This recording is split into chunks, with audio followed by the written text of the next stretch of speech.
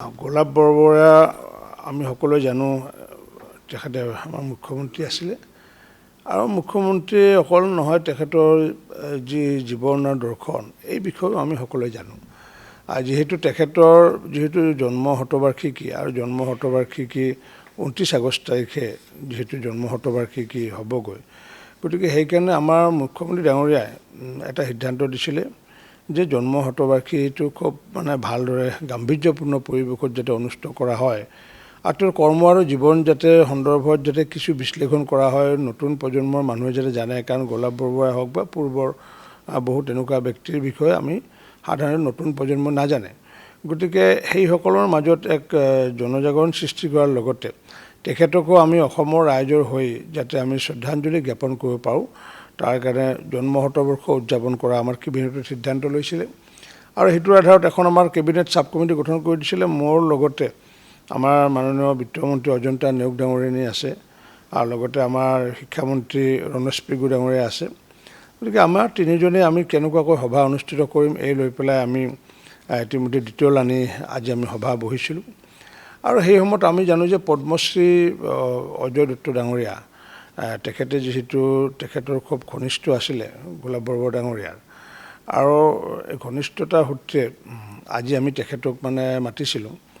মাতি তেখেতৰ বিষয়ে কিছু আজি আমি জ্ঞাত হ'লোঁ কাৰণ কিছু কথা বহুত জানিবলগীয়া আছিল আৰু একমাত্ৰ ঘনিষ্ঠ তেখেতে আছিলে জীৱনত বহুদিন তেখেতক লগ পাইছিলে একেলগে গতিকে আজি আমি এই কাৰ্যালয়তে আমাৰ তিনিগৰাকী মন্ত্ৰী একেলগে বহি অজয় দত্ত ডাঙৰীয়াৰ লগতো আমি আজি আলাপ কৰিছোঁ আৰু 29 আগষ্ট তাৰিখে আমি এখন গুৱাহাটীত আমি সভা এখন ভাবিছোঁ তেওঁৰ বিষয়ে তেখেতৰ শ্ৰদ্ধাঞ্জলিৰ লগতে তেখেতৰ গুণ গৰিমা সন্দৰ্ভত আমি আলোকপাত কৰিম সেইদিনাখন আৰু জন্মসূত্ৰে যিহেতু তেখেতে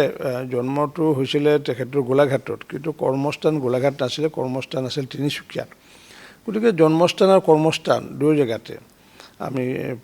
দুখন সভা অনুষ্ঠিত কৰিম গতিকে আমি 29 আগষ্টৰ পিছত আকৌ দুখন সভা কৰিম এখন গোলাঘাটত কৰিম এখন আমি তিনিচুকীয়াত কৰিম আৰু সেই তাৰিখটো এতিয়াও সিদ্ধান্ত হোৱা নাই আমি পৰৱৰ্তী সময়ত মুখ্যমন্ত্ৰী ডাঙৰীয়াৰ বহি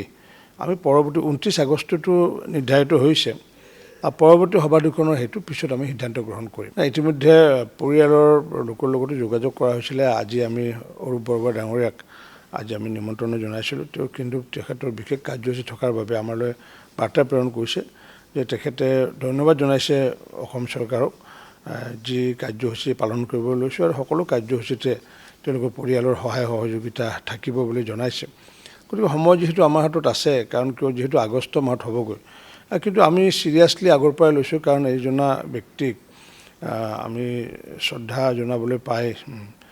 আমাৰ নৈতিক দায়িত্ব এটা আছিলে শ্ৰদ্ধা জনোৱা আৰু কাৰণ কিয় এইগৰাকী ব্যক্তি যদিও কম সময়ৰ বাবে আছিলে কিন্তু কম সময়ত তেখেতে বহুত ভাল কাম কৰি গৈছিলে যাৰ কাৰণে নেকি আমি এই কাৰ্যসূচীটো পালন কৰাৰ সিদ্ধান্ত লৈছোঁ